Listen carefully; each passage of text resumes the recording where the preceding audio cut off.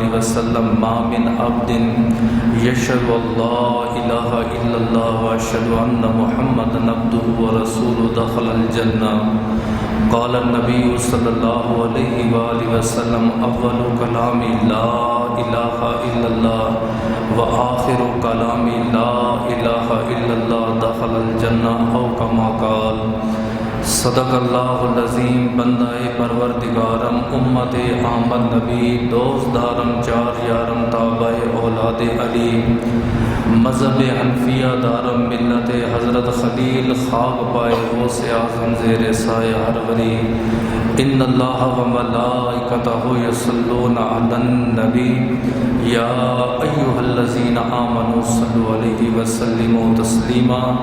میرے ساتھ بآواز بلند درود و سلام پڑھے۔ اللہم صلی علی سیدنا و مولانا محمد وعلی آل سیدنا و مولانا محمد وبارک وسلم وصلی علیہ۔ الصلاۃ والسلام علیک یا سیدی یا رسول اللہ وعلی آلک و صحابک یا سیدی یا حبیب اللہ۔ الصلاۃ والسلام علیک یا سیدی یا خاتم النبیین وعلی آلک و صحابک یا سیدی یا رحمۃ للعالمین۔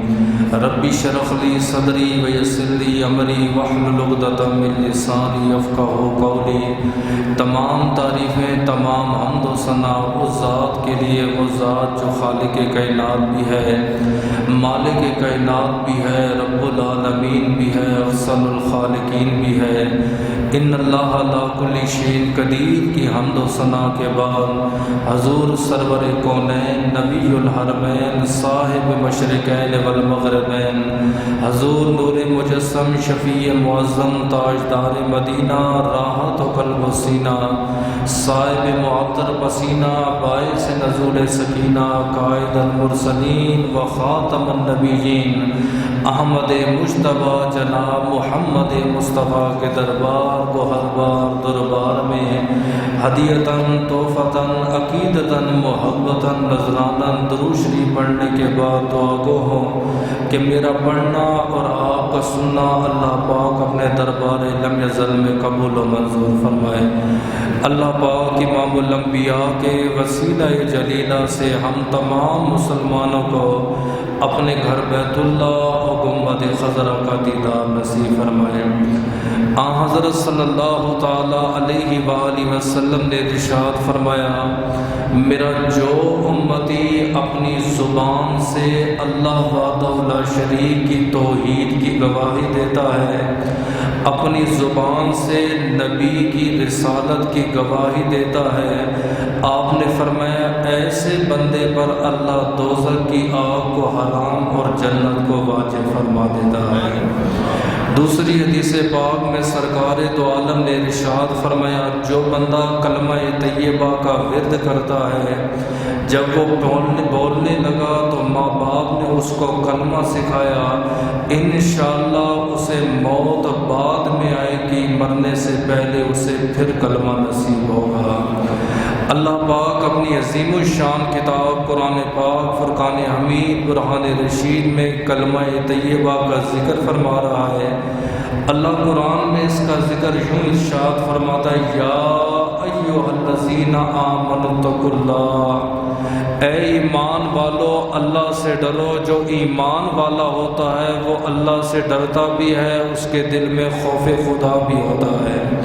وَقُولُوا قَوْلًا سَدِيدًا، اور سیدھی بات کہو۔ مفسرین کرام فرماتے ہیں یہاں سے سیدھی بات سے مراد قولوا لا الہ الا اللہ محمد الرسول اللہ، فرمایا سیدھی بات سے مراد یہ ہے کہ تم گواہی دو اللہ کے سوا کوئی معبود نہیں اور محمد اللہ کے بندے اور اللہ کے سچے رسول ہیں۔ علماء سے پوچھا گیا جب بندہ مومن کلمہ پڑھتا ہے تو اسے انعام کیا ملتا ہے؟ فرمایا آگے آیت میں اللہ تبارک و تعالیٰ ارشاد فرماتا ہے کہ میں تمہارے اعمال کو سنوار دوں گا وَيَغْفِرْ لَكُمْ ذُنُوبَكُمْ، اعمال بھی تمہارے سنور جائیں گے اور اللہ تمہیں گناہوں سے پاک اور صاف فرما دے گا۔ بہت سارے ذکر اذکار ہیں جن کو ہم پڑھتے ہیں، نماز کے بعد تسبیح فاطمہ پڑھتے ہیں، یہ بھی عبادت ہے۔ آپ نے اللہ کا ورد کیا، یہ بھی عبادت ہے۔ اللہ ہو کا ورد کیا، یہ بھی عبادت ہے۔ آپ نے سبوح قدوس کا ورد کیا، یہ بھی عبادت ہے۔ الحمدللہ پڑھا، یہ بھی عبادت ہے۔ علماء فرماتے ہیں جتنے بھی اذکار ہیں ان سے دل کو سکون بھی ملتا ہے، روحانی طور پر انسان مضبوط بھی ہوتا ہے، اللہ اور اس کے رسول کا قرب بھی نصیب ہوتا ہے۔ لیکن جتنے بھی اذکار ہیں انہیں ایک پڑھنے پہ لکھ دیا جائے اور کلمہ طیبہ والا ذکر دوسرے پڑھنے میں رکھ دیا جائے، وہ سارے اذکار مل کر اس کلمہ طیبہ کے برابر نہیں ہو سکتے۔ اور باقی ہماری جتنی بھی عبادتیں ہیں ان کے ٹائم مقرر ہیں، بلا تمثیل۔ فجر ہے تو فجر کے وقت میں آپ ادا کریں گے، فجر کو آپ ظہر میں نہیں پڑھیں گے، اگر پڑھیں گے تو قضا پڑھیں گے، وقتی نماز نہیں پڑھ سکیں گے۔ ظہر ہے، ظہر کا وقت ہے، عصر ہے وقت ہے، اشراق ہے، اوابین ہے، نماز چاشت ہے، صلاۃ التسبیح ہے، نماز تہجد ہے، نماز حاجت ہے۔ جتنی بھی عبادتیں ہیں ان کے اللہ نے وقت مقرر کیے ہیں۔ اب کوئی اس موسم میں جا کے حج ادا کرے اس کا حج ادا نہیں ہوگا، کیونکہ حج کا یہ موسم نہیں، حج کا یہ وقت نہیں۔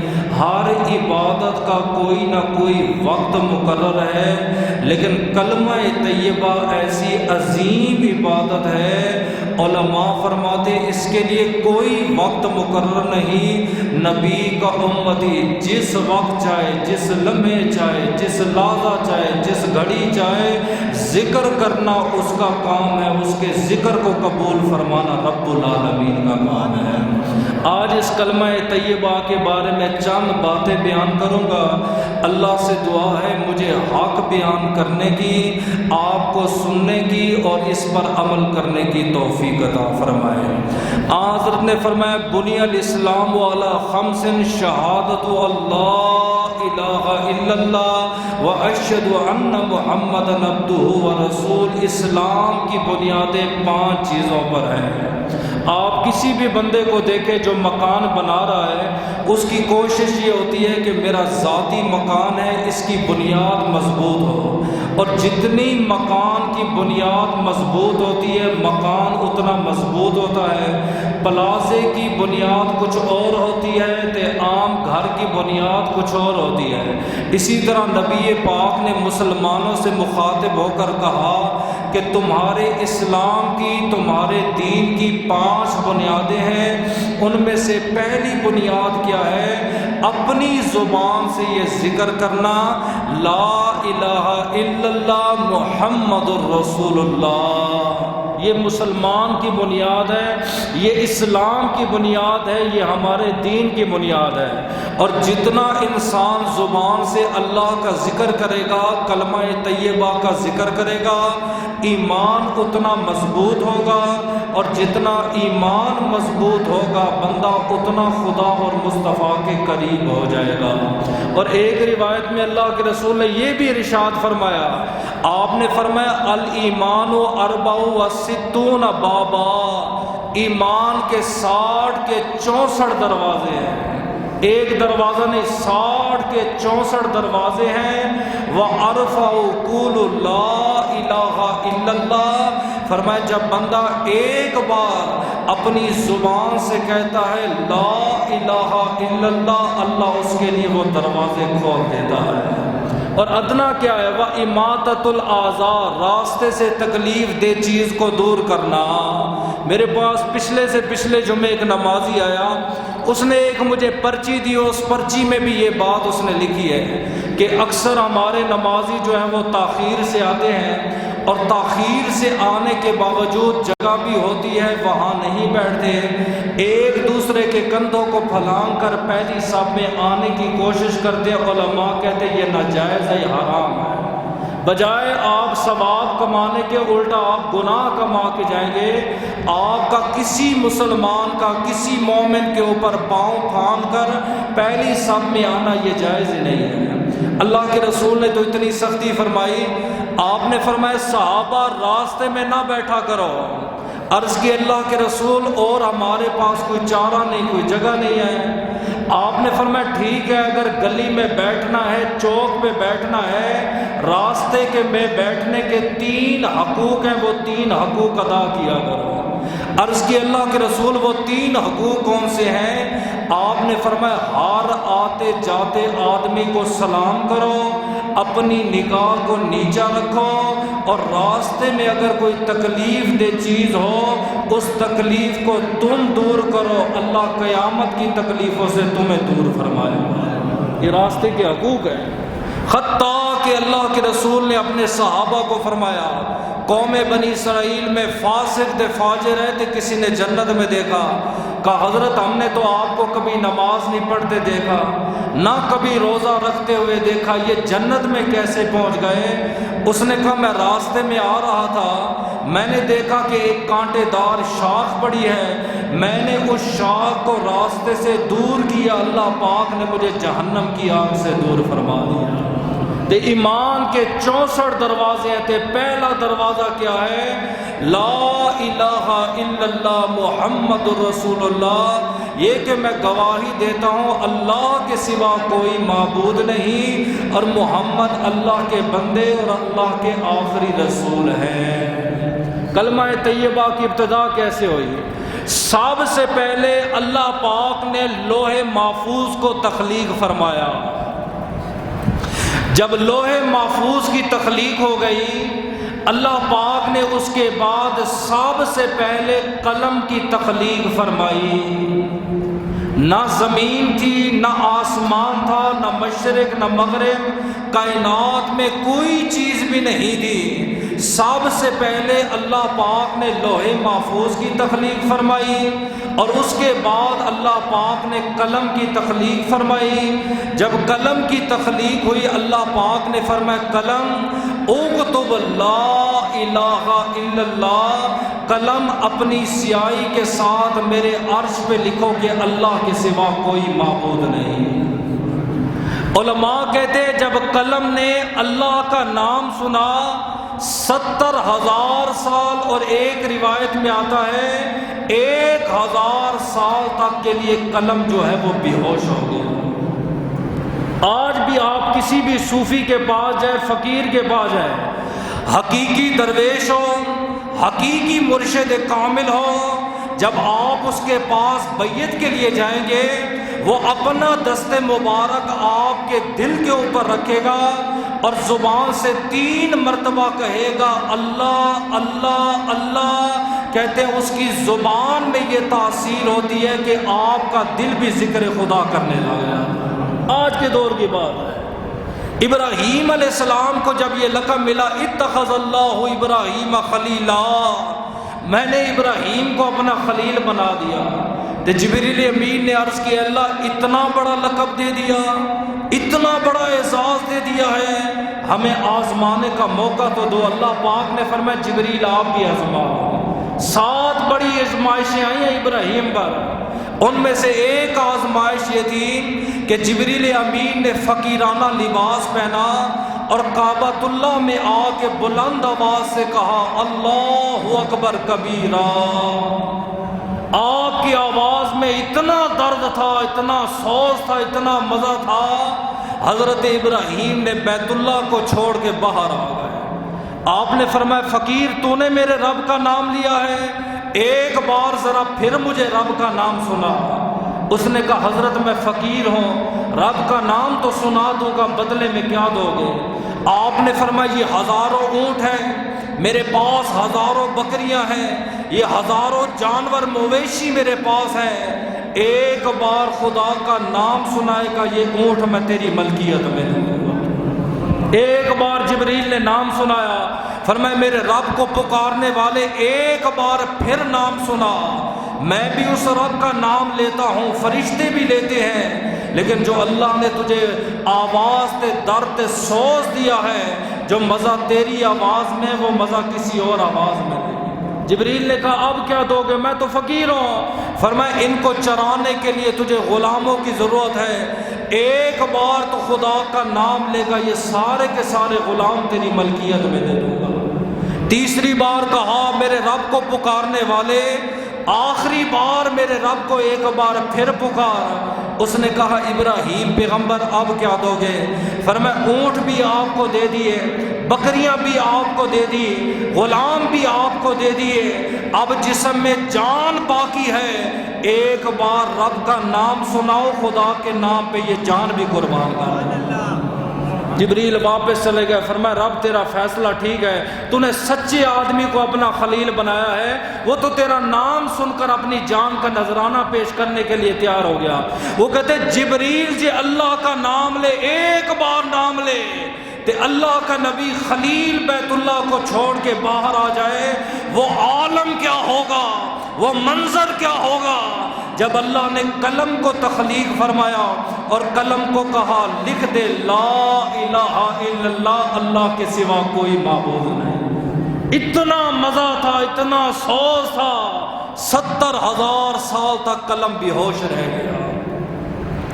70,000 سال بعد جب قلم کو ہوش آیا، اللہ پاک نے فرمایا لکھ اکتب مع محمد الرسول اللہ، قلم میرے نام کے ساتھ لکھ دے محمد اللہ کے سچے رسول ہیں۔ قلم 7,000 سال تک پھر بھی ہوش رہا۔ 7,000 سال بعد جب قلم کو ہوش آیا، قلم نے سوال کیا اے اللہ یہ محمد کون ہے؟ آگے صلی اللہ علیہ وآلہ وسلم نہ کہا، آگے نبی کے القاب نہ پڑے، صرف اتنا کہا یہ محمد کون ہے؟ اللہ پاک نے خطاب اعطاف فرمایا قلم ادب سے نام لو، یہ 1.25 لاکھ نبیوں کا نبی ہے، یہ 313 رسولوں کا رسول ہے، امام الانبیاء ہے، امام الرسول ہے، ادب سے نام لو۔ قلم 7,000 سال تک پھر بھی ہوش ہوا۔ جب 7,000 سال بعد قلم کو ہوش آیا، قلم نے کہا الصلاۃ والسلام علیک یا سیدی یا رسول اللہ۔ پہلا درود اس قلم نے نبی کی ذات پہ پڑھا ہے۔ تو سب سے پہلے اللہ نے لوح محفوظ کی تخلیق فرمائی اور اس کے بعد قلم کی تخلیق فرمائی۔ قلم کے بعد اللہ پاک نے حکم دیا کہ میری لوح محفوظ پہ لکھ دو اللہ کے سوا کوئی معبود نہیں، محمد اللہ کے سچے رسول ہیں۔ یوسف علیہ السلام کے زمانے میں قحط سالی آئی، 7 سال آپ کے قحط سالی میں گزرے اور 7 سال جو ہے وہ خوشحالی میں گزرے۔ جب آپ کے زمانے میں قحط پڑا، آپ نے اپنے وزیروں کو بلا کے مشورہ کیا کیا کرنا چاہیے۔ ایک وزیر کہنے لگا حضرت ہر خاندان کا ایک افراد ہے، اپنے خاندان کے افراد کی گنتی بتائیں، گنتی کے مطابق ہم راشن پانی ہم ان میں تقسیم کریں گے، لیکن راشن ہم فی سبیل اللہ نہیں دیں گے، مال کی قلت ہے، راشن بھی دیں گے اور ساتھ جو ہے ان سے مال بھی دیں گے۔ آپ نے فرمایا ٹھیک ہے۔ یوسف علیہ السلام کا تخت لگ گیا، عورتیں آ رہی ہیں، بچیاں آ رہی ہیں، جوان آ رہے ہیں، بوڑھے آ رہے ہیں، راشن لے کے جا رہے ہیں۔ ایک کہتے ہیں خوبصورت جوان آیا، پوچھا کتنے افراد ہیں؟ اس نے کہا میرے گھر میں 10 افراد ہیں۔ انہوں نے 10 افراد کے مطابق 10 بوریاں گندم کی دی۔ انہوں نے کہا کہ مجھے اور کی ضرورت ہے، اس سے میرا گزارا نہیں ہوگا۔ انہوں نے کہا کہ گندم کی قلت ہے۔ جب وہ لڑکا بار بار اصرار کرنے لگا، اصرار پہ 10 بوریاں اور دے دی۔ اس نے کہا یہ بھی کم ہے، مجھے 10 بوریاں اور چاہیے۔ انہوں نے کہا کہ ہم نے تجھے 20 بوریاں دی ہے جبکہ 10 کی گنجائش تھی، اگر زیادہ کی طلب ہے تو وہ یوسف علیہ السلام کے پاس جاؤ۔ جوان لڑکا یوسف علیہ السلام کے تخت پر آیا، آپ سے سلام کیا، سلام کا جواب ملا، حضرت مجھے گندم کی ضرورت ہے، آپ مجھے گندم اور عنایت فرمائے۔ آپ نے فرمایا اللہ کا نبی ہوں، سائل کو خالی نہیں بھیجتا، اسے 10 بوریاں میرے نام کی اور عطا کر دو۔ 30 بوریاں مل گئی، کہتا ہے حضرت میرا گزارا نہیں ہوگا، میری گندم اور بڑھائیں۔ آپ نے اسے اپنے قریب بلایا، جوان اتنی گندم کا کیا کرے گا؟ اس نے بڑا پیارا جواب دیا، اس نے کہا حضرت آپ مجھے پہچانتے نہیں ہو، اگر آپ مجھے پہچان دو یہ سارا کا سارا راشن مجھے ویسے ہی دے دو گے۔ آپ نے فرمایا تو کون ہے؟ اس نے کہا میں وہ بچہ ہوں جب آپ پہ الزام لگا تھا میں نے گواہی دی تھی اللہ کا نبی پاک ہے، جنہوں نے بچپن میں کلام کیا ہے۔ امام بخاری اس حدیث کو لایا ہے۔ ایک حضرت عیسیٰ علیہ السلام ہے، جب آپ کی ماں پہ بہتان لگا، آپ کی ماں پہ الزام لگا، آپ نے فرمایا لوگوں میں گواہی دیتا ہوں میری ماں بھی پاک ہے تو میرا رب بھی پاک ہے۔ دوسرا بچہ ماں گود میں لے کے دودھ پلا رہی ہے، ایک گھڑ سوار گزرا، عالی شان لباس ہے، عالی شان کرتا پہنا ہوا ہے، ہاتھوں میں کنگن پہنے ہوئے ہیں، جسم پہ زیور پہنا ہوا ہے۔ ماں نے دعا کے ہاتھ اٹھا دی، اے اللہ یہ بڑا بہادر نظر آتا ہے، بڑا مالدار تے سخی نظر آتا ہے، میرے بیٹے کو اس جیسا بنا۔ بچے نے ماں کی گود میں کلام کیا، اے اللہ مجھے اس جیسا نہ بنا۔ تھوڑی دیر بعد ایک خاتون گزری ہے جسے محلے کے اوباش تے لفنگے لوگ پتھر مار رہے ہیں، لہو لہان ہو گئی ہے۔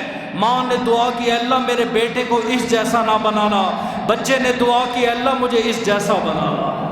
علماء نے تعبیر لکھی ہے، کیا مسئلہ تھا؟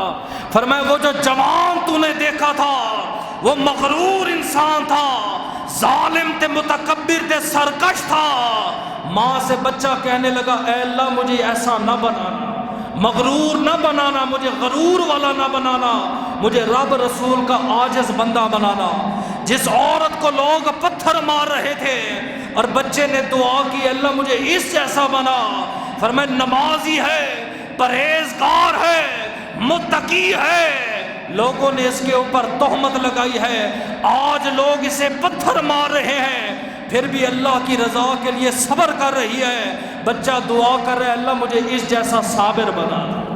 دو تیسرا بچہ فرمایا عابد جریج جو اللہ کا ولی تھا، جب اس پر زنا کی تہمت لگی ہے، جب بچہ پیدا ہوا اس بچے نے گواہی دی ہے، لوگوں یہ اللہ کا ولی کل بھی پاک تھا، یہ اللہ کا ولی آج بھی پاک ہے۔ چوتھا بچہ جو آج یوسف کے سامنے کھڑا ہوا ہے، آپ سے گندم اور اناج مانگ رہا ہے، کہتا ہے حضرت میں وہ بچہ ہوں جب آپ پہ الزام لگا تھا میں نے شہادت والی انگلی اٹھائی تھی، میں نے کہا رب بھی پاک ہے تو رب کا نبی یوسف علیہ السلام بھی پاک ہے۔ آپ اتنے خوش ہوئے، اس بچے کو دیکھ کے کھڑے ہوئے، سینے لگایا، آپ نے اس کی پیشانی کو بوسہ دیا، فرمایا وزیروں ان راشن کی بوریاں کھول دو، یہ سارا کا سارا اناج تیرا ہے، یہ راشن تیرا ہے۔ اللہ پاک نے وہی فرما دی، یوسف علیہ السلام بڑے حسین ہو، بڑے جمیل ہو، بڑے سخی ہو، اور بھی آئے تھے لیکن اتنا مال آپ نے نہیں دیا، یہ جوان آیا آپ نے اتنا مال دے دیا۔ یوسف علیہ السلام نے رو کے کہا، اے اللہ جب میرے اوپر الزام لگا تھا اس بچے نے گواہی دی تھی کہ یوسف پاک ہے، فرمایا یوسف جو تیری گواہی دے دے تو اسے مالا مال کر دیتا ہے، آخر اس زمان نبی کا امتی جب کلمہ پڑھ کے میری گواہی دیتا ہے میں رب قیامت کے دن اپنی نعمتوں سے اسے مالا مال فرما دوں۔ فرمایا یہ کلمہ صرف کلمہ نہیں، یہ گواہی ہے، میں گواہی دیتا ہوں اللہ کے سوا کوئی الہ نہیں، کوئی معبود نہیں، کوئی خالق نہیں، کوئی رازق نہیں، حقیقی خالق، حقیقی مالک، حقیقی معبود، حقیقی الہ جس کی ہم عبادت کرتے ہیں وہ اللہ ہے، اللہ کے سوا اور کوئی نہیں ہے۔ وہ محمد الرسول اللہ، اور محمد اللہ کے رسول ہے۔ یہ کلمہ پھر اللہ پاک نے نبیوں کو عطا کیا، خالی یہ ہمارے نبی تک محدود نہ رہا۔ موسیٰ علیہ السلام طور پہ گئے ہیں، اللہ سے ہم کلام ہو رہے ہیں، اے اللہ کوئی خاص وظیفہ عطا فرمائے، ایسا وظیفہ ہو جو کسی کے پاس نہ ہو، جس سے میں پڑھوں تو راضی ہو جائے، تیرے فرشتے راضی ہو جائیں، تیرے نیک بندے راضی ہو جائیں، تیرے نیک رسول تے نیک نبی راضی ہو جائیں۔ اللہ پاک نے فرمایا پھر پڑھ موسیٰ لا الہ الا اللہ موسیٰ کلیم اللہ۔ اللہ یہ تو کلمہ ہے، یہ تو پہلے بھی میں پڑھتا تھا، یہ تو میری امت بھی پڑھتی ہے، اس میں کیا خاص بات ہے؟ اللہ پاک نے فرمایا پاک موسیٰ اگر 7 آسمان ایک پلڑے میں رکھ دیے جائیں، 7 زمینیں ایک پلڑے میں رکھ لیے جائیں، مشرق اور مغرب کو ایک پلڑے میں رکھ لیا جائے، عرش اور لوح و قلم کو ایک پلڑے میں رکھ لیا جائے اور دوسرے پلڑے پہ میرا نام رکھ دیا جائے، فرمایا میرا نام عرشوں پر بھی غالب ہو جائے گا، فرشوں پر بھی غالب ہو جائے گا۔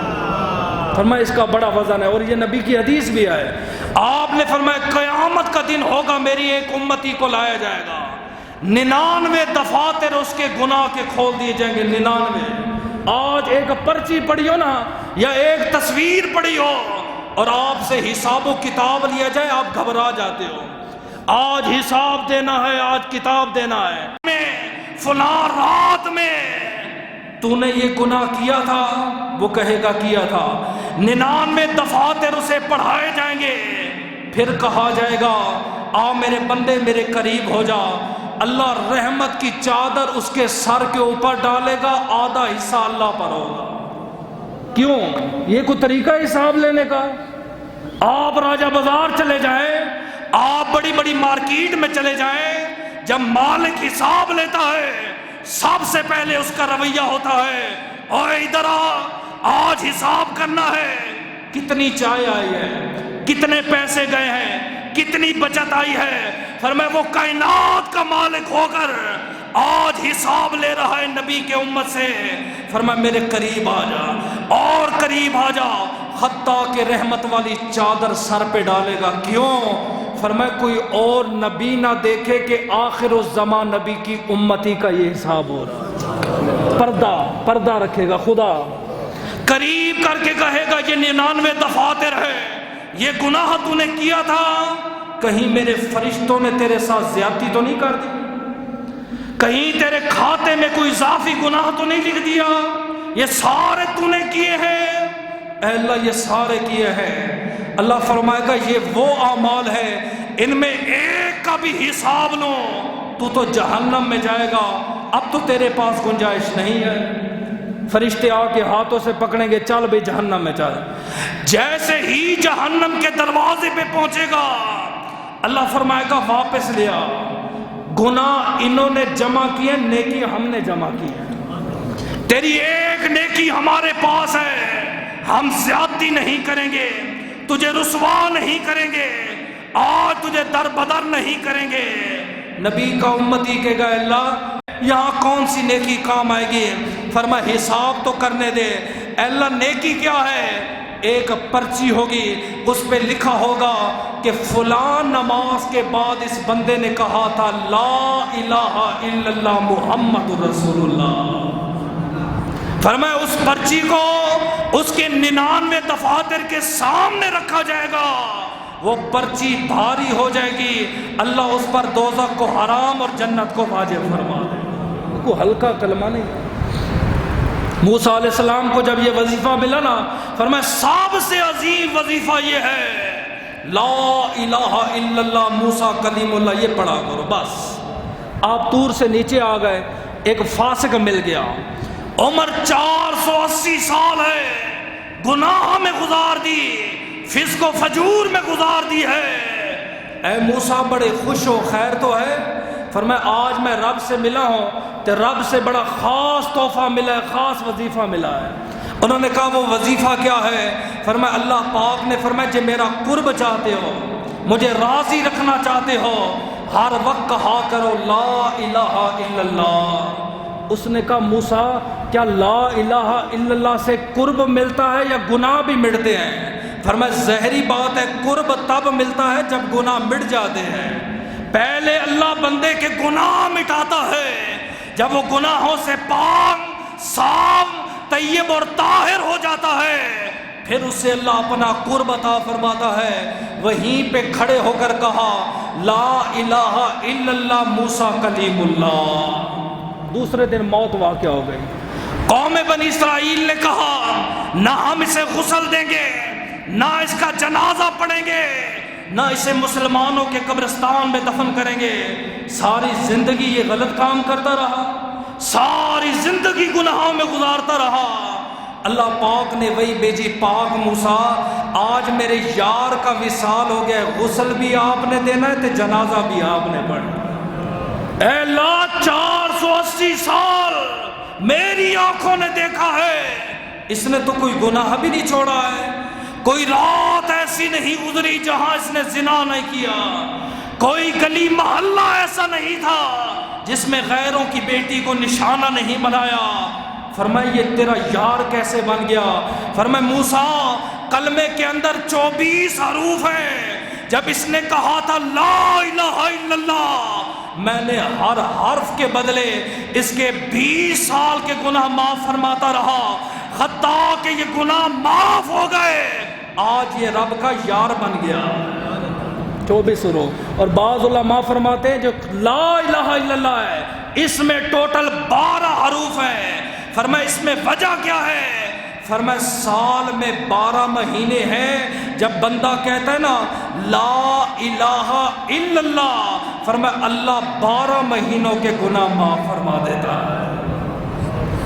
اور بعض علماء کہتے ہیں نہیں، لا الہ الا اللہ میں 12 حروف ہیں، وجہ کیا ہے؟ فرمایا انسان کے جسم میں 12 اعضاء ایسے ہیں جو گناہ کبیرہ کا مرتکب ہوتے ہیں۔ 2 آنکھیں، آپ کے 2 کان، آپ کے 2 ہاتھ، آپ کے 2 پاؤں، ایک دل اور ایک جو ہے دماغ۔ فرمایا یہ 12 اعضاء ایسے ہیں جو گناہ کبیرہ میں زیادہ مصروف ہوتے ہیں۔ جب بندہ لا الہ الا اللہ کہتا ہے اللہ ان کو بھی گناہوں سے پاک اور صاف فرما دیتا ہے۔ پھر بعض علماء فرماتے ہیں کلمہ طیبہ کے جو الفاظ ہیں، جو لفظ ہیں، وہ ٹوٹل بنتے ہیں 100۔ فرمایا جب بندہ کہتا ہے لا الہ الا اللہ محمد الرسول اللہ، اللہ اسے جہنم کی بڑی 7 آزمائشوں سے محفوظ فرما دیتا ہے۔ امام فخر الدین رازی لکھتے ہیں، یہ کوئی عام امام نہیں ہے، انور شاہ کشمیری غیروں کا امام ہے، غیروں کا۔ وہ اپنی کتاب میں لکھتا ہے کہ 7، حالانکہ بخاری شریف نبی کے وصال کے 200 سال بعد لکھی گئی ہے۔ فرمایا 7 طالب علم وہ خوش نصیب ہیں جنہوں نے بیداری میں اللہ کے رسول سے بخاری شریف پڑھی ہے۔ انور شاہ کشمیری فیض الباری میں لکھتا ہے ان 7 طالب علموں میں سے ایک طالب علم کا نام امام فخر الدین رازی ہے۔ اور امام فخر الدین رازی کیا کہتے ہیں؟ وہ کہتے ہیں عرفات کا میدان ہے، ایک حاجی عرفات میں کھڑا ہوا ہے، اس کی نظر پڑی کہ 7 کنکر پڑے ہوئے ہیں، 7 کنکر اٹھائے، ایک دل کر رہا ہے کہ ان کو پھینک دو، پھر دل نے کہا نہیں، یہ ان کی نسبت میدان عرفات کے ساتھ ہے، ایسے نہیں پھینکوں گا۔ ایک کنکر اٹھایا، پڑھا اشہد اللہ الہ الا اللہ و اشہد ان محمد رسول اللہ۔ یہ جو فوتکیوں میں آپ دیکھتے ہیں گھٹنیاں پڑھتے ہیں، کیوں پڑھتے ہیں؟ یہ انگلیوں پہ تسبیح ہے۔ پرانے بزرگ دیکھیں ان کے پاس تسبیح نہیں ہے، وہ اپنی انگلیوں کے ہاتھوں پہ تسبیح پڑھتے ہیں، وہ پتھروں پہ تسبیح پڑھتے ہیں۔ یہ اس کی ایجاد تو بعد میں ہوئی ہے، اب تو کمپیوٹرائز دور آ گیا ہے، انگریز نے ایجاد کر دی، مسلمان خوش ہو گیا، یہ دیکھو جی بڑی آسان تسبیح ہے، ایک بار بٹن دباؤ۔ اے ناداں، علماء کہتے ہیں ہاتھوں پہ تسبیح پڑھ، قیامت کے دن تیرے ہاتھ گواہی دیں گے۔ اے اللہ ان کو جہنم میں ڈال رہا ہے، انگلیوں پہ تیرا نام گنتا تھا، اس زبان کو جہنم میں ڈال رہا ہے، یہ زبان تو کبھی ذکر خدا سے خشکی نہیں ہوئی، اس دل کو جہنم میں ڈال رہا ہے، جو دل ہر وقت تیرا ذکر کرتا رہتا تھا، وہ پاؤں جہنم میں ڈال رہا ہے جن سے چل کے وہ تیرے گھر کو آباد کرتا تھا۔ علماء کہتے ہیں نہ، آپ گھٹنیوں پہ پڑھیں، کوشش کریں سب سے افضل ہے آپ اپنی انگلیوں پہ پڑھیں، اس سے آپ کا قوت حافظہ بھی درست ہوگا، آپ کے ذہن پہ توجہ ہوگی، کتنی ہوگی تعداد، دھیان آپ کا دائیں بائیں نہیں بھٹکے گا۔ یہ دھیان کیوں ہمارا دائیں بائیں؟ امام زین العابدین نماز پڑھ رہے ہیں، نماز، گھر میں آگ لگ گئی ہے، یہ آپ کو پتہ نہیں چلا، آپ نے فرمایا میں تو اللہ کی عبادت کر رہا تھا۔ رابعہ بصری عبادت کر رہی ہے، چور آیا چادر اٹھا کے لے گیا، سر کی چادر اتر گئی۔ اے مائیاں آج نماز پڑھی ہے، چادر ٹھیک آ رہی ہے، چادریں ٹھیک ہو رہی ہیں، کپڑے ٹھیک ہو رہے ہیں۔ چور چوری کر کے نکل گیا، چوروں کے پاس گیا، اس نے کہا بڑی قیمتی چادر ہے، کس کی ہے؟ اس نے کہا وہ اللہ کی ولیہ نہیں، رابعہ بصری اس کی ہے۔ اس نے کہا شرم نہیں آتی؟ اے اللہ کے ولیوں کی چوری کرتا ہے، ولیوں کے گھر ڈاکہ مار کے آیا ہے، کہیں بد دعا کر دی نہ برباد ہو جائے گا۔ جا واپس کر گیا، آپ تشہد میں تھی، چادر پہنا کے واپس آپ نے سلام پھیرا۔ کنیز نے کہا حضرت آپ کو پتہ ہے چور آیا تھا، دوران نماز اس نے چوری کی، پھر گھر گیا، پھر پتہ نہیں خدا یاد آیا، پھر چادر اس نے واپس کی، آپ کو پتہ ہے؟ آپ نے فرمایا نہیں، میں تو اللہ کی عبادت کر رہی تھی۔ ایسی عبادت ہونی چاہیے۔ فرمایا تسبیح اپنے ہاتھوں پہ پڑھ تو اپنے ذکر میں مشغول ہو جا تاکہ تیرا دھیان دائیں بائیں نہ جائے۔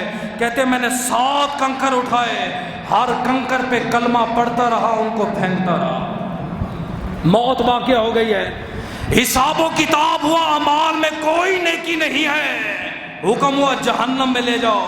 پہلے دروازے پر گئے تھے، آگے پتھر آ گیا، دوسرے دروازے پر گئے، دوسرا پتھر آ گیا، 7 دروازوں تک لے کے جاتے رہے، ہر دروازے پر پتھر رکاوٹ بن جاتا تھا۔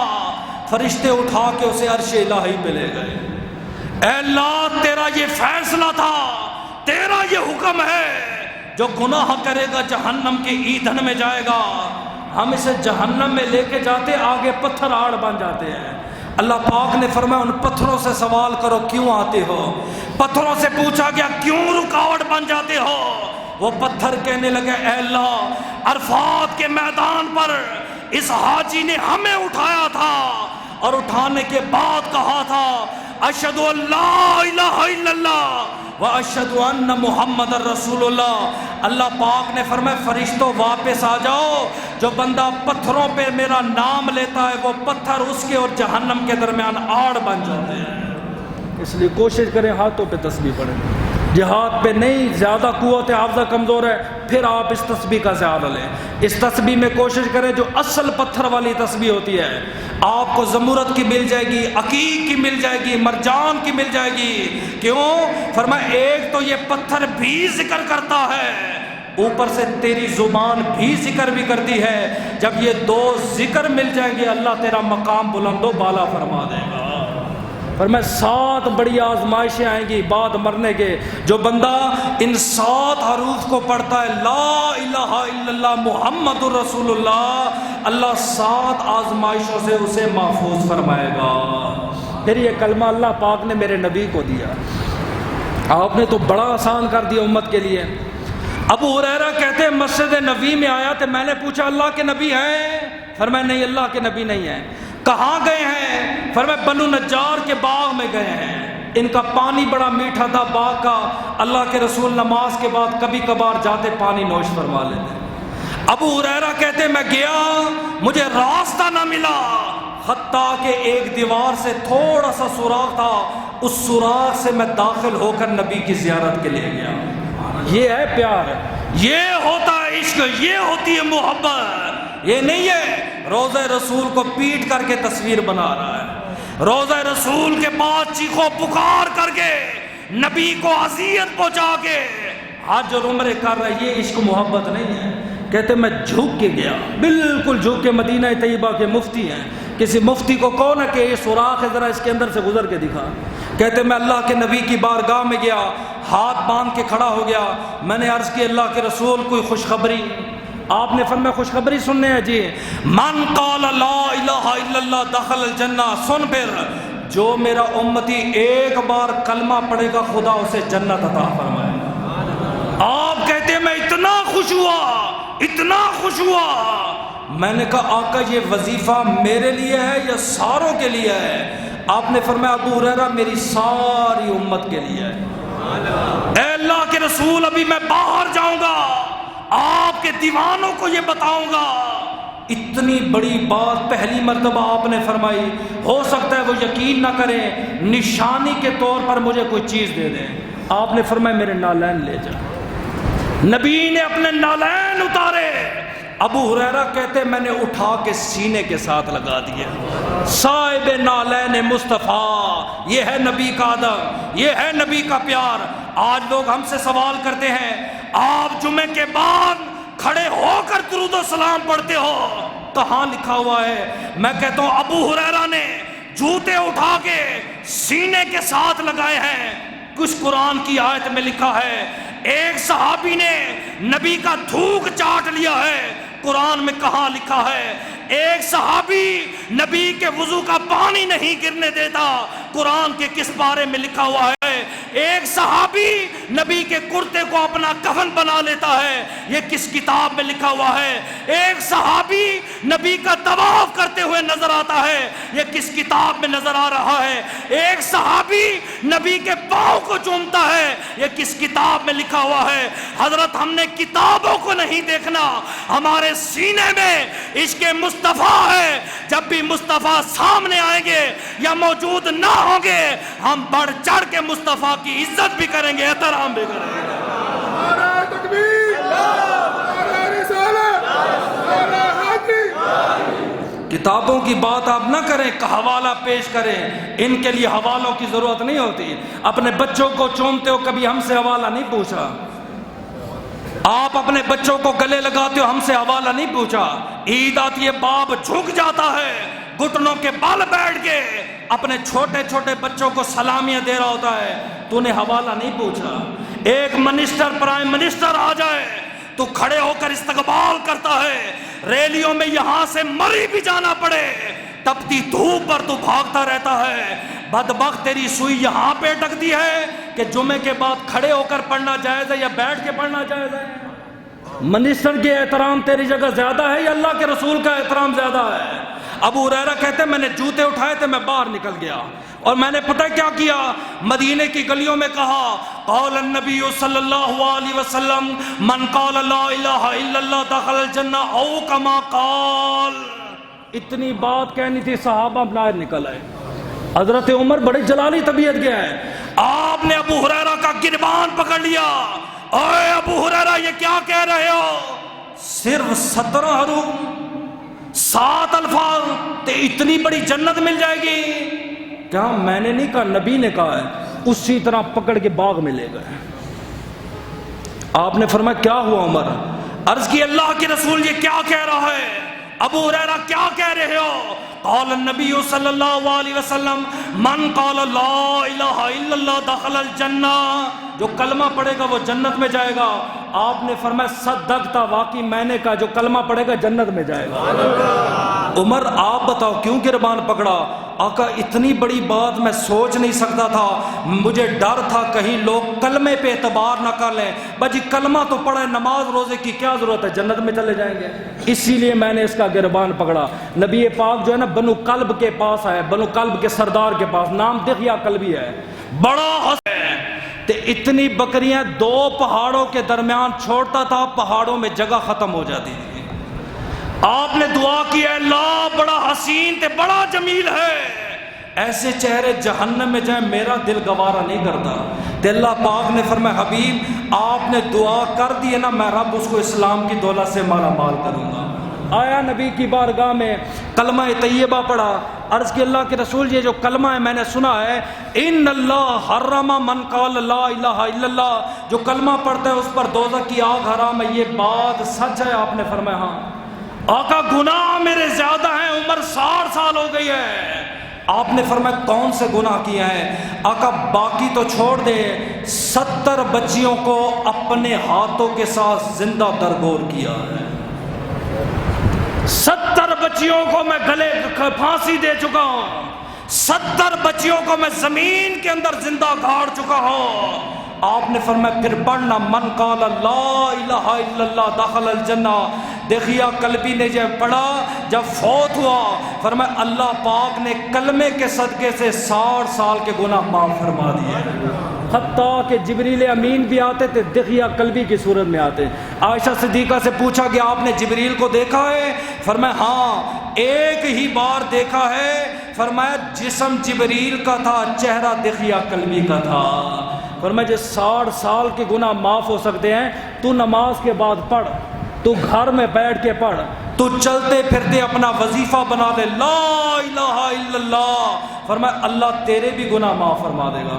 علماء نے تو اس پہ اتنی سختی کی ہے، وہ کہتے ہیں جب بچہ بولنے لگے، پہلا بچہ، فرمایا سب سے پہلے اسے سکھاؤ اللہ، نہ ماں کا نام نہ باپ کا نام، اللہ۔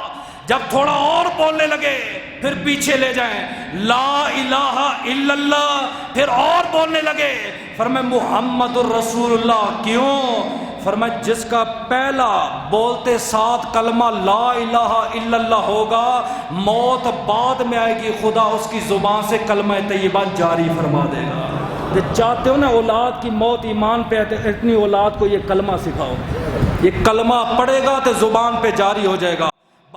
بستامی رحمت اللہ تعالی علیہ کا گزر ہوا جنگل میں، آپ نے دیکھا کہ 2.5 لاکھ کا مجمع لگا ہوا ہے، یہودی بیٹھے ہیں، ایک ممبر لگا ہوا ہے، تے بڑے انتظار میں بیٹھے ہیں۔ آپ ان کی بارگاہ میں حاضر ہو گئے، آپ نے فرمایا یہودیوں خیر تو ہے؟ انہوں نے کہا حضرت ہمارا عالم آنے والا ہے، سال میں صرف ایک بار آتا ہے، ایک بار درس دیتا ہے، پورا سال ہم اس درس پہ عمل کر کے زندگی اپنی گزارتے ہیں۔ آپ نے فرمایا ٹھیک ہے، آپ نے اپنا لباس بدلا، فقیرانہ لباس اوڑھا، پچھلی صفوں میں آپ بھی بیٹھ گئے۔ تھوڑی دیر بعد ان کا عالم آیا، یہودیوں نے کھڑے ہو کر استقبال کیا، اس نے خطاب شروع کیا تو زبان اس کی کانپنے لگی، زبان ساتھ ہی نہ دے، گھبرا گیا۔ یہودیوں نے کہا خیر تو ہے؟ اس نے کہا 1 منٹ، کھڑا ہوا، دائیں بائیں دیکھا، پھر بیٹھا، خطاب شروع کیا، پھر زبان کانپنے لگی۔ یہودیوں نے کہا حضرت خیر تو ہے؟ فرمایا اس مجمع میں کوئی محمدی آ گیا ہے، سبحان اللہ، اے سنی تے محمدی لاکھوں میں بیٹھا ہو، ہم پہچان جاتے ہیں، ہم سے لوگ پوچھتے ہیں اے آپ کو کیسے پتہ چلتا ہے؟ ہم کہتے ہیں جب ہم محمد کا نام لیتے نا، سنی کی آنکھوں کی چمک ہی بتا دیتی ہے سنی بیٹھا ہوا ہے، اس کے چہرے کی مسکراہٹ ہی بتا دیتی ہے یہ عاشق رسول ہے، یہ نبی کا غلام ہے۔ اس نے کہا محمدی بیٹھا ہو تے سچا محمدی بیٹھا ہو، ہماری زبان کام نہیں کرتی، کھڑا ہو جائے محمدی کچھ نہیں کہیں گے، چند سوال ہیں ہمارے۔ باعث بستامی بیٹھے رہے، فرمایا اس محمدی کو محمد کی قسم ہے کھڑا ہو جائے۔ حضرت باعث بستامی کھڑے ہو گئے۔ حضرت کیسے آنا ہوا؟ فرمایا میں تو گزر رہا تھا، میں نے کہا بہت بڑا عالم آ رہا ہے، چلو خطاب سن لیں، 2-4 باتیں سن لیں۔ اس نے کہا خطاب آپ کو پتہ ہے آپ کی موجودگی میں نہیں کر سکتا، ہاں چند سوال میں آپ سے کروں گا، آپ نے اس کے جواب دینے ہیں۔ آپ نے فرمایا ٹھیک ہے۔ اس نے کہا بتاؤ، ایک بتاؤ جس کا دوسرا نہ ہو۔ فرمایا اللہ ایک ہے، اس کا کوئی دوسرا نہیں ہے۔ فرمایا 2 بتاؤ جس کا تیسرا نہ ہو۔ فرمایا دن اور رات 2 ہیں، اس کا تیسرا کوئی نہیں۔ فرمایا 3 بتاؤ جس کا چوتھا نہ ہو۔ فرمایا عرش لوح و قلم یہ 3 ہیں، ان کا چوتھا نہیں۔ فرمایا 4 بتاؤ جس کا 5واں نہ ہو۔ فرمایا تورات انجیل زبور قرآن یہ 4 کتابیں ہیں، 5 نہیں۔ فرمایا 5واں بتاؤ جس کا 6واں نہ ہو۔ فرمایا اللہ پاک نے ہم پہ 5 نمازیں فرض کی ہیں، 6 نہیں۔ فرمایا 6واں بتاؤ جس کا 7واں نہ ہو۔ فرمایا اللہ نے 6 دن میں اپنے عرش کی تخلیق فرمائی ہے، 7واں نہیں۔ فرمایا 7 بتاؤ جس کا 8واں نہ ہو۔ فرمایا اللہ پاک نے 7 آسمان 7 زمینیں بنائی ہیں، 8 نہیں۔ فرمایا 8واں بتاؤ جس کا 9واں نہ ہو۔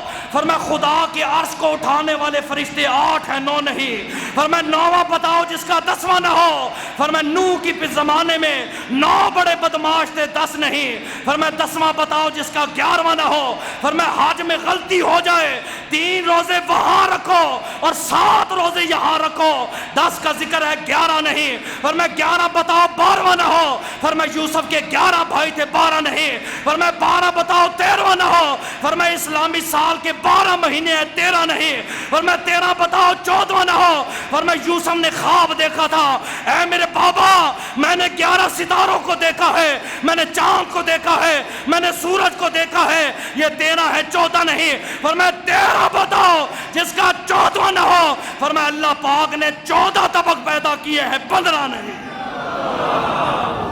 ایک ہی سانس میں، اور یہ عقلی سوال ہیں، علمی نہیں، یہ مشکل ہوتے ہیں، یہ پہیلیاں ہیں۔ آپ کسی عالم سے پہیلی پوچھیں نہیں بتائے گا، قرآن حدیث کے متعلق پوچھیں وہ جواب دے گا۔ یہودی پریشان ہو گیا، یار لگاتار جواب دے رہا، اب سوال بدلتا ہوں۔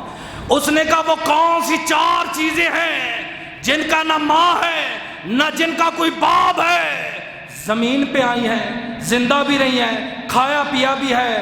فرمایا ایک تو میرے بابا آدم علیہ السلام ہے، دوسری میری ماں اماں حوا ہے، تیسرا اسماعیل کا دمبا ہے جنت سے آیا ہے، چوتھا فرمایا سالے کی اونٹنی ہے رب نے بھیجی تھی، نہ ماں ہے نہ باپ ہے۔ اس نے کہا 4 پانی بتا دو، رنگ ایک جیسا ہو لیکن ذائقہ مختلف ہو، نہریں بھی مختلف ہو، جگہ بھی مختلف ہو۔ فرمایا آنکھ کا آنسو غم سے نکلتا ہے گرم ہوتا ہے، خوشی سے نکلتا ہے ٹھنڈا ہوتا ہے، کان کا پانی میلا ہوتا ہے، منہ کا پانی جو ہے وہ بھی کھٹا ہوتا ہے۔ پھر اس نے سوال بدلا، وہ کون سی چیز اس کو ناپسند کیا؟ فرمایا وہ گدھے کی آواز ہے، گدھا شیطان کو دیکھتا ہے، لا حول ولا قوت الا باللہ پڑھا کرو۔ فرمایا وہ کون سی چیز ہے جس کی تخلیق رب نے خود فرمائی؟ پھر خود ہی کا بڑی مکار ہے، فرمایا وہ عورت ہے، ان کیدکن عظیم۔ فرمایا یہ بڑی مکر باز ہوتی ہیں، یہ بڑی مکری ہوتی ہیں۔ کیا ہوتی ہیں؟ بڑی مکر باز ہوتی ہیں۔ پھر اس نے کہا وہ کون سا مردہ ہے جو مردہ ہو کے کعبے کا طواف کرتا رہا؟ فرمایا وہ نوح علیہ السلام کی کشتی ہے تو مردہ لیکن طوفان آئے کعبے کا طواف کرتی رہی۔ یہودی خاموش ہو گیا۔ باجدید بستامی نے کہا حضرت ایک سوال میں پوچھوں؟ یہودی خاموش ہو گیا۔ لوگوں نے کہا حضرت آپ نے اتنے سوال کیے، ہر سوال کا جواب بے دھڑک آتا رہا، ایک سوال کی ڈیمانڈ کر رہے ہیں محمدی، اب جواب دے دو۔ اس نے کہا سوال پوچھ۔ اس نے کہا یہ بتا کہ جنت کی چابی کیا ہے؟ دروازہ ہے، تالا بھی ہے، چابی بھی ہے، وہ چابی کس کو ملے گی؟ اس ٹائم وہ چابی کس کے پاس ہے؟ یہودی خاموش ہو گیا۔ یہودیوں نے کہا حضرت جواب نہیں آتا۔ اس نے کہا جواب آتا ہے، خطرہ ہے کہیں تم ہمارا مذہب نہ چھوڑ دو۔ انہوں نے کہا مذہب نہیں چھوڑنے کے جواب دو۔ اس نے کہا مفتاح الجنت لا الہ الا اللہ، جو ایک بار پڑھتا ہے لا الہ الا اللہ جنت کی کنجی اس کے ہاتھ میں ہوتی ہے۔ فرمایا اب بتا یہودی جنت کی چابی اس وقت کس کے پاس ہے؟ فرمایا مفتاح الجنت ہوا محمد رسول اللہ۔ فرمایا جنت رسول اللہ کی، ہم رسول اللہ کے 2.5 لاکھ لشکر اٹھا اور کہنے لگا اشہد ان لا الہ الا اللہ و اشہد ان محمد رسول اللہ۔ اس کو ناپسند کیا۔ فرمایا وہ گدھے کی آواز ہے، گدھا شیطان کو دیکھتا ہے، لا حول ولا قوت الا باللہ پڑھا کرو۔ فرمایا وہ کون سی چیز ہے جس کی تخلیق رب نے خود فرمائی؟ پھر خود ہی کا بڑی مکار ہے۔ فرمایا وہ عورت ہے، ان کیدکن عظیم۔ فرمایا یہ بڑی مکر باز ہوتی ہیں، یہ بڑی مکری ہوتی ہیں۔ کیا ہوتی ہیں؟ بڑی مکر باز ہوتی ہیں۔ پھر اس نے کہا وہ کون سا مردہ ہے جو مردہ ہو کے کعبے کا طواف کرتا رہا؟ فرمایا وہ نوح علیہ السلام کی کشتی ہے تو مردہ لیکن طوفان آئے کعبے کا طواف کرتی رہی۔ یہودی خاموش ہو گیا۔ باجدید بستامی نے کہا حضرت ایک سوال میں پوچھوں؟ یہودی خاموش ہو گیا۔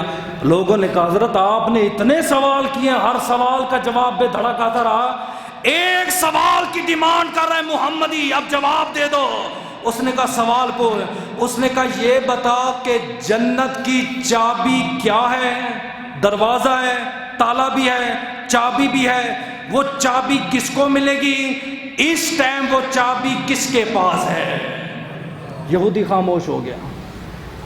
یہودیوں نے کہا حضرت جواب نہیں آتا۔ اس نے کہا جواب آتا ہے، خطرہ ہے کہیں تم ہمارا مذہب نہ چھوڑ دو۔ انہوں نے کہا مذہب نہیں چھوڑنے کے جواب دو۔ اس نے کہا مفتاح الجنت لا الہ الا اللہ، جو ایک بار پڑھتا ہے لا الہ الا اللہ جنت کی کنجی اس کے ہاتھ میں ہوتی ہے۔ فرمایا اب بتا یہودی جنت کی چابی اس وقت کس کے پاس ہے؟ فرمایا مفتاح الجنت ہوا محمد رسول اللہ۔ فرمایا جنت رسول اللہ کی، ہم رسول اللہ کے 2.5 لاکھ لشکر اٹھا اور کہنے لگا اشہد ان لا الہ الا اللہ و اشہد ان محمد رسول اللہ۔ وظیفہ سن لو اب، کلمہ طیبہ نماز کے بعد تو پڑھنا ہے، اس جمعہ نہیں ہمیشہ۔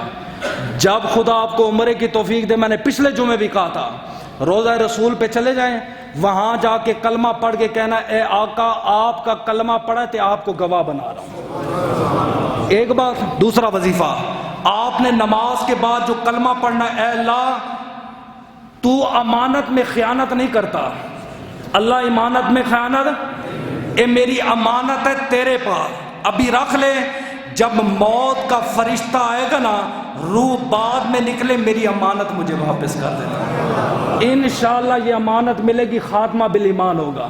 دو، تیسرا، یہ جو نماز کے بعد کلمہ پڑھتے ہو یہ گنتی کر لو، انگلیوں پہ پڑھو، کوشش کرو گنتی، اس کا ایصال ثواب آپ اپنے والدین کی روح کو کیا کرو، مولوی کی آپ کو ضرورت نہیں پڑے گی۔ آخری بات 1 منٹ کی ہے، حضرت جنید بغدادی بیٹھے، ایک بچہ آیا رونے لگ گیا، آپ نے پوچھا بیٹا کیا ہوا؟ اس نے کہا میری ماں مر گئی تو میں نے رات کو نا جہنم میں دیکھا، بڑی تکلیف میں تھی، تو 9 ماہ پیٹ میں رکھا ہے، پال پوس کے جوان کیا ہے، اب میں اس کے لیے کچھ کرنا چاہتا ہوں۔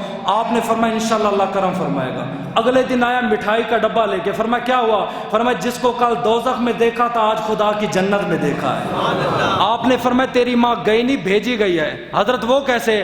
فرمایا 1.25 لاکھ کلمے کا ورد میں نے اپنے لیے رکھا تھا، اپنی ذات کے لیے، پتہ نہیں بعد مرنے کے اولاد کام آئے گی کہ نہیں۔ یہ جو آپ سہارے لے کے بیٹھے ہو نا، بیٹا آئے گا قبر پہ، جو بیٹا تجھے عید نہیں ملتا، جو بہنیں تجھے عید نہیں ملنے آئی ہیں، جو پورا سال تجھے فون نہیں کرتے، تیرے پاس 4 پیسے ہو تو سلام کرتے ہیں، تو کیا سمجھتا ہے تیرے مرنے کے بعد ذکر اذکار کریں گے؟ فرمایا نا، اپنی ذات پہ، اپنے پاؤں پہ کھڑا ہو، فرمایا یہ کلمہ طیبہ پڑھو اور ایصال ثواب کرتے رہو، مرحوم کی بخشش ہوگی۔ چوتھا اور آخری، جب بھی عمرے کے لیے جاؤ کوشش کرو یہاں سے کپڑا لے کے جاؤ، اتنا کپڑا ہو کہ بعد مرنے کے وہ آپ کا کفن بن جائے۔ وہاں حج عمرہ کرو، پھر اسے آب زمزم سے دھو لو، پھر آ کے درزی سے چاک لو، اپنے مسجد کے عالم سے یا خود بیٹھو اور اپنے ہاتھ سے لکھو لا الہ الا اللہ محمد رسول اللہ، اولاد کو وصیت کر دو۔ فرمایا بیٹا اے میرا کفن ہے، جب میں مر جاؤں تو یہ کفن مجھے پہننا، کیوں؟ فرمایا جس کے کفن پہ خدا کا نام ہو اللہ اس مردے کو قبر میں عذاب نہیں دیتا۔